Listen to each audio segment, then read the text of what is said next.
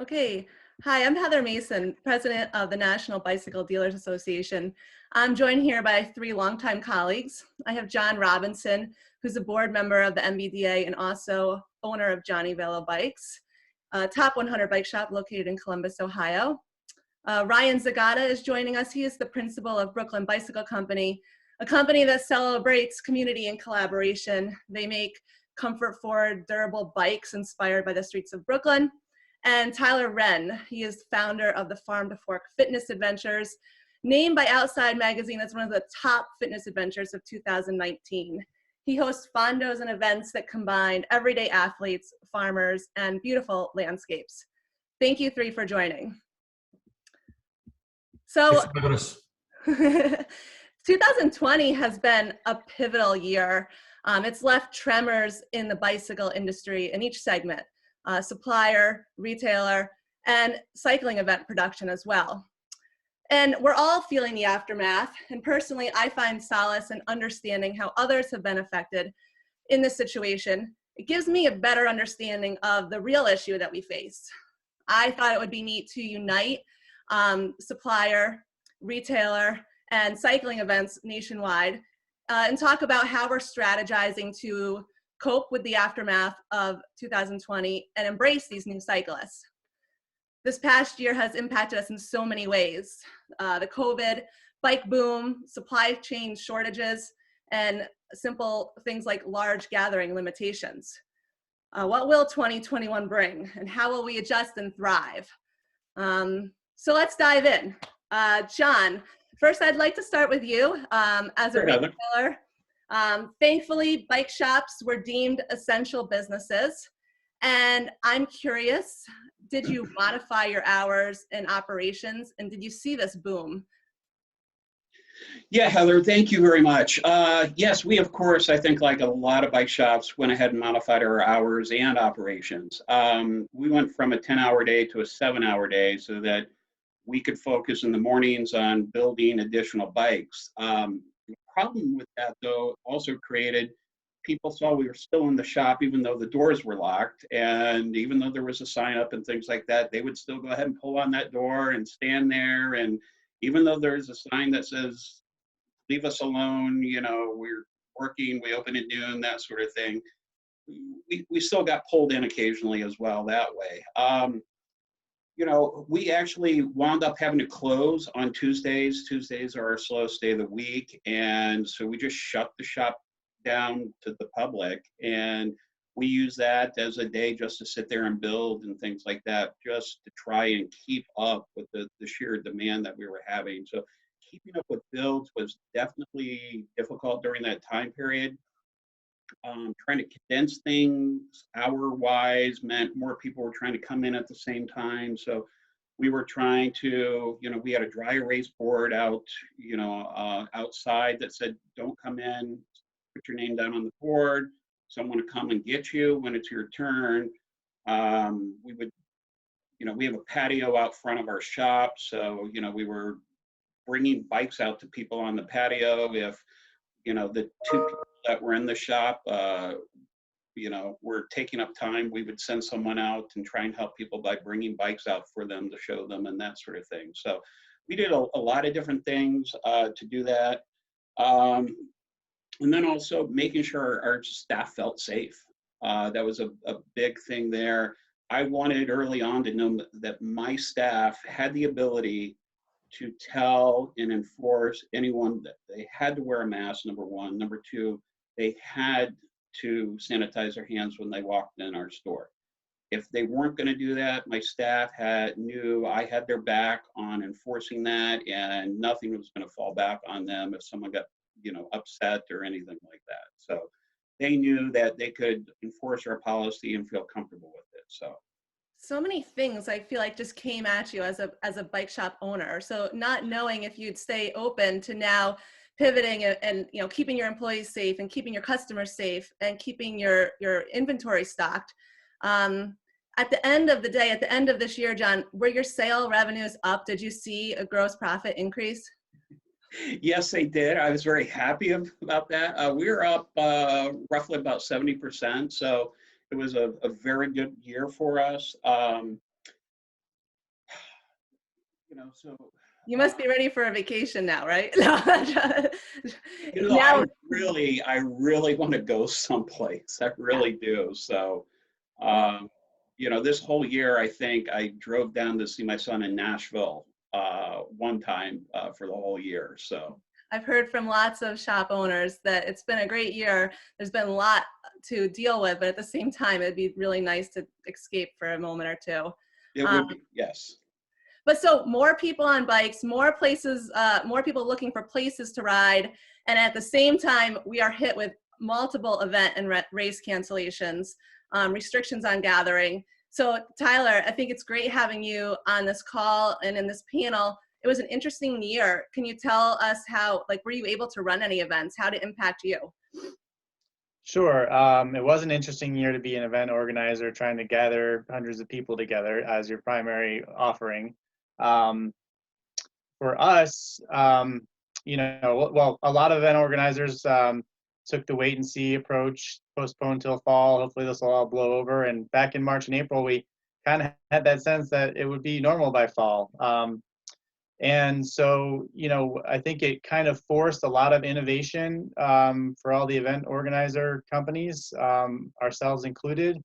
So our primary offering was just the Fondo format, typically, where it's 500 to 1,000 person events. And every state we operated in would not allow that. So we were forced to either cancel or try something new. So for us, we had small group tours, 20-person group tours instead that we started operating, and then self-guided tours as well, where people could ride our routes on their own time and stop at the farms along the way for the gourmet food, which is our traditional experience. So I think what I've seen, a lot of people did the virtual events as well, and you saw international bike tour operators doing a lot more domestically to try to handle stuff. So a lot of people doing a lot of different innovation. And for us specifically, and I think generally, there's a lot of this innovation that's going to stick around. For us, maybe the date of the Fondo doesn't work for you, but you want to go to one of our destinations. Well, we're going to keep offering that self-guided option into the future. So we wanted to be doing some different offerings and innovates, but because our Fondo was so popular in the past, those kind of struggled to get off the ground. We were forced to do it. So for us, it was actually really good for our long-term business in that way. And just a really kind of exciting time as an organization to try to meet the moment and scramble to put something together that's safe and that people feel comfortable with. But generally, I would say that, riding a bike, with the wind at your face, it's actually a pretty COVID-safe activity. And as people sort of started to understand the science more throughout the year and throughout the summer, and I think this will continue into next year, people feel safe meeting a friend of theirs to go for a bike ride outside when you're social distancing, when you're not on the bike. It is a pretty safe environment if you keep the overall numbers low. So I think that we'll continue to see more events and bike ride gatherings happening, even though we're still in the pandemic. It's so refreshing and positive to hear that you actually found some good things that came out of this year. And I was thinking about the surge of the virtual events, and it's nice to see these positives will stick forward, and it's allowed you to adapt. So thanks for sharing that, because it's definitely something I've been concerned that race organizers are maybe not doing so well, but if they're pivoting, then they can get some good things forward. So that's really great. Thanks, Tyler. Hey, Ryan, so supply chain, it's in upheaval. How would you recap this last year? Well, first, Heather, congratulations on your new role. From working with you on the supply side, I think the industry is going to be well served, and I suspect in a few years we're going to look back and realize that your leadership was pivotal for the dealer community. Doing this, I guess, fascinating, or as I call it, bananas time. Such a wide open question, and I'm not even really sure where to begin, but anyone who really wants to dive into supply and demand a little bit more, on the NBDA website, Bob Bergevicius in the fall did a really brilliant seminar in November, and I think it's on the NBDA site now, and it's really, really well done. Bob has been in the industry for decades, and he's just incredibly knowledgeable and really, really generous with that knowledge. So take a look at that. But I think just to talk about supply and demand, it's important to step back and really understand how we got here, because the story is not entirely born of the pandemic. If you go back to 2018, our prior administration in Washington began pushing for 301 tariffs on pretty much everything coming out of China. So rather than offering a carrot to incent people to find alternatives, they got out the hammer. And basically the hammer was in the form of a 25% tariff, effectively for suppliers, a 25% cost increase, which rendered business as we know it in China, in many parts of Asia, because parts come out of China, pretty much unsustainable. This kicked off an exodus from China. You had brands expanding their output in Taiwan, Vietnam, Cambodia, Thailand, and this all predates the pandemic. So the supply chain was in a little bit of an upheaval. I think there was less supply. I think Bob even references this in his conversation, but there was less bikes in 2018 and 2019 because of the tariffs. Fast forward to early 2020, and these rumblings of a virus in Wuhan, China, exploded onto the scene, and it really couldn't have happened at a worse time. I don't know if everyone realizes, but it happened like a bullseye. There was a 30-day window, effectively the Lunar New Year, when all these factory workers leave, they go back to their hometowns and their home villages, and everyone had left the factories. The Chinese government during that time says, we are shutting the country down, nobody is going anywhere. And it was a bullseye. It could not have happened during a worse time. And basically, once they reopened, once China started to reopen, nobody could go back. It wasn't like a mass return to the factories. They trickled back to the factories. And these factories, traditionally, that have been closed from the end of January until the end of February, didn't start coming back to full operation until, some at the end of March, but mostly April and May. So we already were, 2019 and into 2020, we're already starting with less inventory. And then you have these factories shutting down. And then, John, as I'm sure you're all too aware, then the demand hit us in the face. There's this demand, which you guys, all you dealers out there had a front row seat to, whether it's kids bikes, transportation bikes, utility bikes, electric bikes, fitness bikes. The demand for anything with two wheels just simply exploded. We cleared our warehouse out several times over from, I want to say about March 10th is when things went nuts. We ran out of bikes at the end of April. And then every time we got a container in, bikes were sold out before they even left our factory. And new dealers were simply coming out of the woodwork. And a lot of them were dealers I had reached out to many times in the past that I wouldn't say they didn't want anything to do with us, but the timing wasn't right. And believe me, the timing was right in April and May when bikes were out there. But it was a fascinating year. And again, it predates a lot of what we're seeing on the supply side predates the pandemic, Heather. Yeah. I remember that, Ryan. I almost feel like we were almost planning on like a down year, and instead we had a big up year. I hear a lot of chatter, about shipping issues, possible price increases. I see a lot of things in the dealer forums on Facebook, and I always think it's better that dealers can absorb these things and come to understand them if we know why. So what's going on with the shipping, Ryan? I heard there's like containers sitting in port. Do you know anything? Can you give us anything on that? Yeah, that is not untrue information. I think more than simply shipping, there's a lot of headwinds facing the industry on the supply side. Everyone has heard about brands stuffing orders into supply chain, but there's so many headwinds. And I'll talk about true shipping, but you have exchange rates, you have the dollar's weakening versus, a basket of Asian currencies, specifically the Chinese renminbi. Raw materials are going up, it's simply supply and demand, labor costs, labor shortages. And then to your point, freight costs. We used to pay for a 45 HQ container, about 330 bikes, about $1,500 from Asia to Long Beach. That's $5,000 now. So that's like over a 3x cost in the shipping container. And so, when we capitalize that across the cost of the bikes, it's a huge uptick in bikes. And that's if you can even get a container. So you're hearing about bikes being left in the ports or stuffed in the ports because of congestion.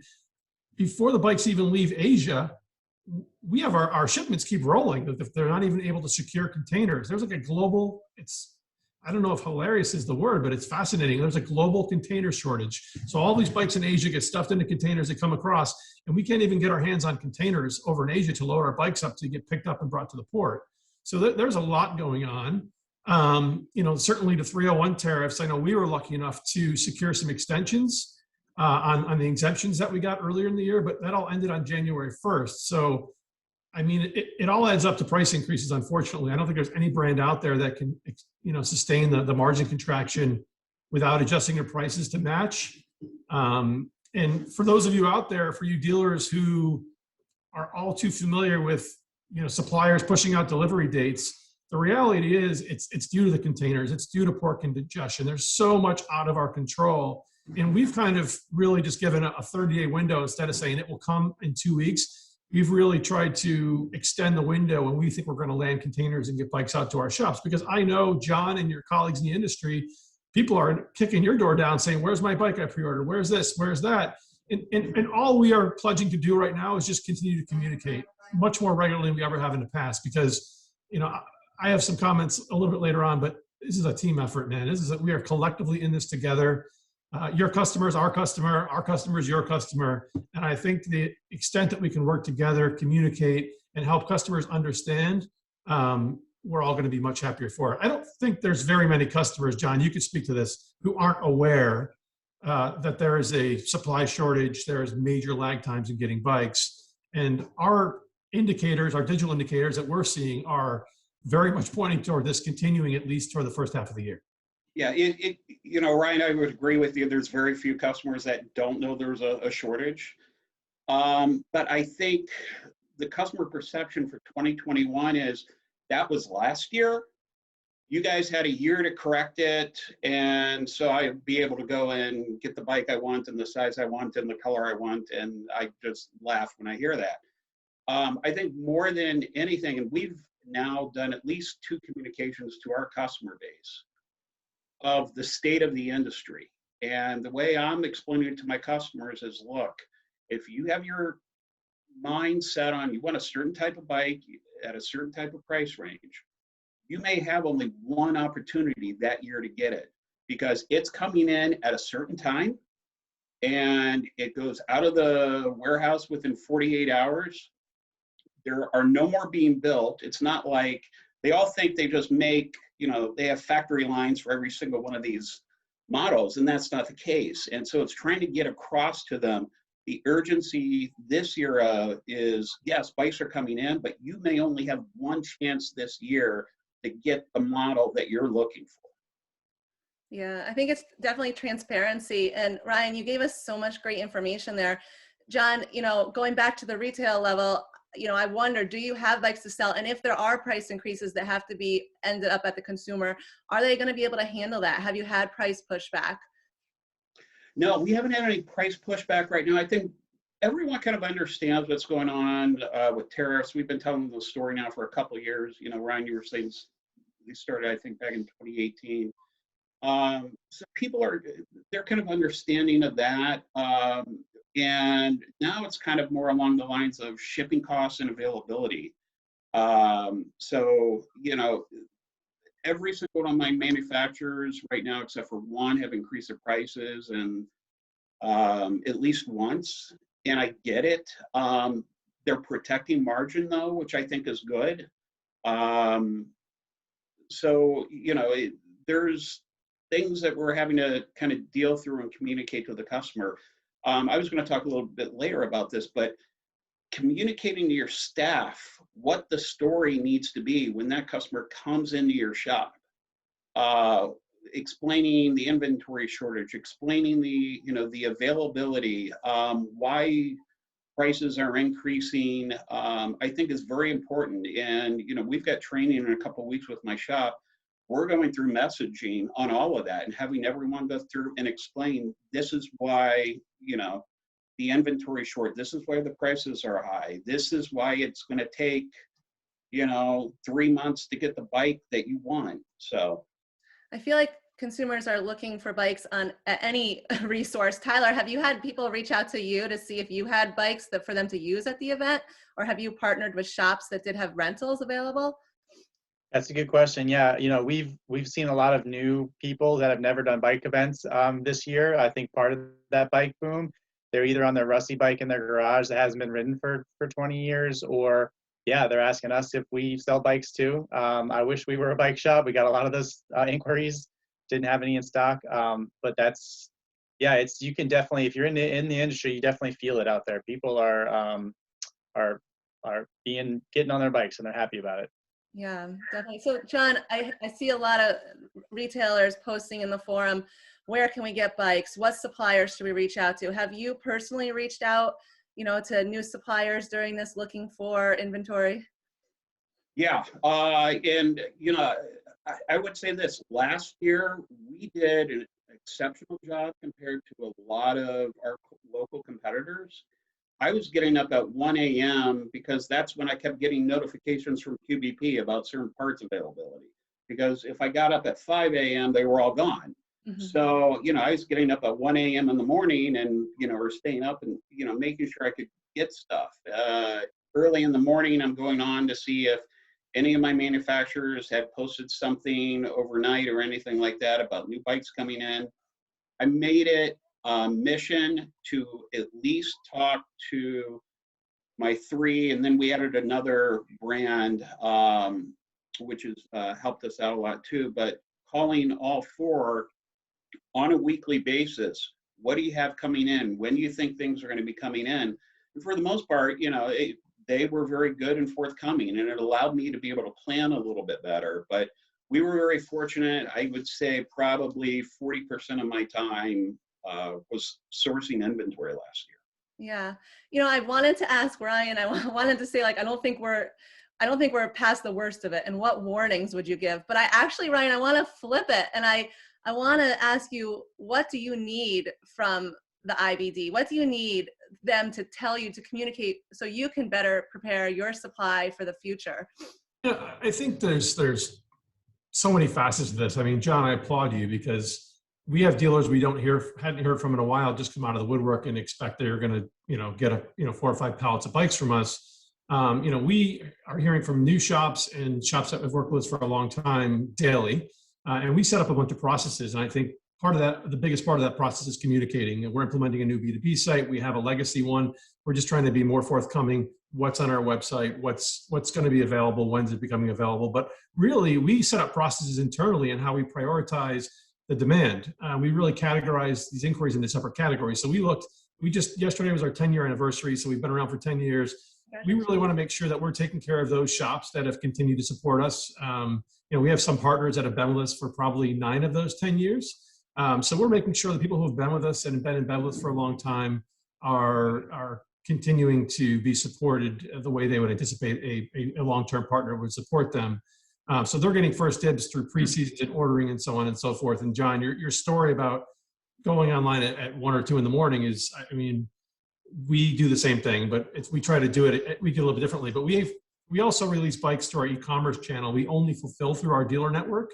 But when customers do go for click to brick, we would sell, 3 or 4 containers of bikes in literally 2.5 minutes on our website. We'd send out an email. It was like a Billy Joel concert or something. I guess I'm dating myself, maybe Coldplay. But it was like trying to get front row tickets to a concert. But also, so we talk about our existing partners. We also talk about, as a young brand, I'm very empathetic, or we're very empathetic to young shops who are just starting out and who don't have established relationships with suppliers. So we want to help them be successful as they're just getting started in the industry. And then lastly, we are very strategic. We're more inclined to work with shops that we see as a good strategic fit for our brand. And that doesn't mean can they sell a lot of bikes. It means that our core competency as a brand is urban and recreational cycling. We're more inclined to work with someone in Columbus, Ohio or Boston than we are to work with someone in, suburban Montana. Mm-hmm. And we're also not naive. We are very aware that many shops have pre-orders on the books of many, many brands. If this demand is not sustained, we're going to see cancellations and there will be a glut of bikes in the markets. I do not think that will be the case based on a lot of the digital signals that we're seeing from our channels. But it is a distinct possibility, and we've hedged our portfolio a bit for that scenario. We've secured additional financing to make sure if we had to sit on bikes for a while, we would. But as for advice, I would suggest shops continue to establish relationships with new brands that make long-term sense for them.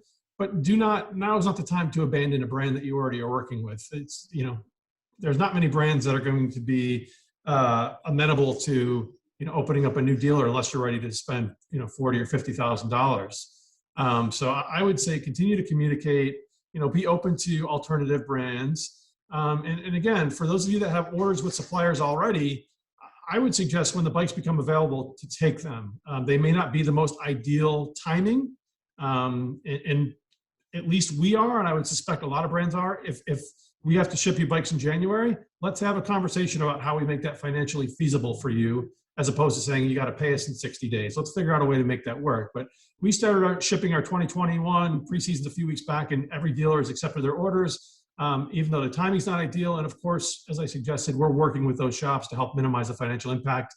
But if you have bikes in hand, if someone's offering you bikes, do not decline a shipment. Yeah. That's what I would say. That's been my motto as well. If someone comes to me and says, hey, we've got some that just showed up, even if it's a 38 centimeter, bike, someone small will come in my shop this year and be looking for, an extra small bike. So it's definitely a time to establish these true partnerships, not just jump on, a new brand or something just because it fits for now. So communication is definitely key. But there's so many unknowns, right? And I feel like our industry that likes to work on a schedule, and we've had trade shows and events canceled and modified. There's been a lot of letdowns, right? So I think about that with consumers too. I run a women's cycling team, and we're trying to train for things and then they get canceled. So Tyler, with Farm to Fork Fitness Adventures, have you pivoted your operations to ensure you can follow through so we, minimize these letdown moments? Yeah, we have. I think you're totally right. Everyone's had these letdowns throughout their life this last year. The positive to that is that another letdown is not a huge deal. Yeah, they're very understanding, just like John was saying. That's what we found. But yeah, we're trying to, we want to be a lifestyle brand that is connecting with our customers throughout the year and giving them, if someone signs up for an event, that's something on their calendar that'll get them riding their bike, get them training. Which again, it's all a circle, just like Ryan was alluding to. That means they need a new bike to get ready for that event, or they need their bike tuned up.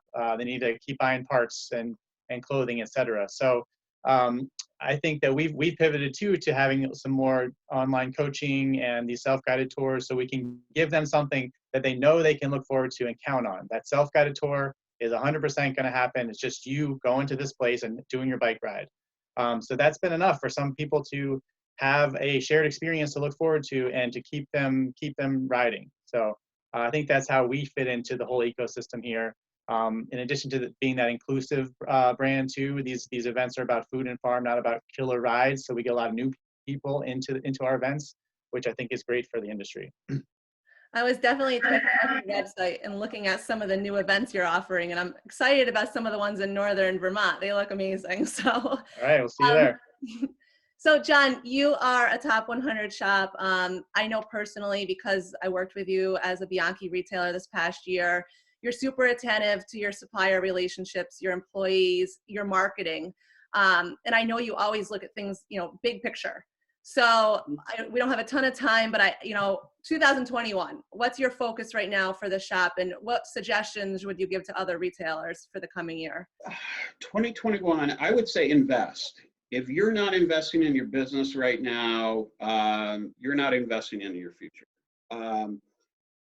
COVID kind of hit us last year, and with contactless, buying and things like that, we weren't really set up for e-commerce. So in the off season, we went ahead, we switched our platform, went to smart e-tailing, went live with e-commerce, instituted text messaging with our Lightspeed system, all these type of things to cut down on the time, making things easily accessible for customers and allow them to purchase in the way they want to do. Just the texting alone saves my service people on average half hour to an hour a week, having to call people up and wait for a call back and things like that. So investing in your future, because we're going to continue, I think, going online. People are going to feel more comfortable. I know this past year, people would call me up on the phone and buy a bike, never seen it, never tried it. They feel comfortable with that. And that's breaking down some barriers, I think, that we had in the past. So you really do need to start looking at taking some of that money you recouped from last year and investing it in technology that's going to help you with the years to come. Yeah, investing in your business for sure. I 100% believe that.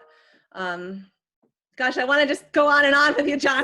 We'll have to do that some other time. But Ryan, I think you're one of the most authentic people I know in the industry. From the first time I met you, it was clear to me that you valued, communications, and you valued working together. You actually reached out to me and sent me an email with some ideas just out of the blue when he saw the press release about my new position. So Ryan, I know that you see the value of communication, and I know that you see retailers on the front lines that are selling your product. How can we as retailers give suppliers the best feedback? How do we open those lines of communications? Anything there? Love this question, Heather. I love it. Listen, we are not a brand with heaps of researchers running elaborate forecasts or testing out all sorts of composite materials. I mean, our R&D spend is in the thousands, not the millions. And this means we very much rely on, all of you dealers out in the field to kind of be our guiding light, so to speak. And let's be frank, we do not operate in a bubble. We're a young brand and we continue to have much to learn. And to be clear, I'm not speaking exclusively about product. I think at this point in the juncture, it's also important, arguably more important, to talk about operations and how can we better align as partners. It's never been clear to me that we're going to live and die in this battle together. This isn't this supplier versus bike shop, and that rhetoric certainly plays out. I don't see the forums that you see, but I'm sure it is there. But we opened our showroom, to give you a perspective, in Brooklyn in 2018 to meet customers, walk them through our line of bikes, and really then send them to our retail partners to pick up their bikes. And one of the first things I told the team is that every single person that walks through this door into our showroom is a win for us, whether they buy a bike or not. We have so much to learn from them about what their wants and needs are. And I feel similarly about my interactions with shop owners, mechanics, salespeople, event planners. We can learn so much collectively. Your success is our success. Your challenges are our challenges. Heather, you and I have talked about this, but I would love nothing more than to have a forum with a handful of suppliers and IBDs coming together, drafting a treaty, or how do we play well together in this sandbox, because our livelihoods are all based on, we're all pulling from the same pot.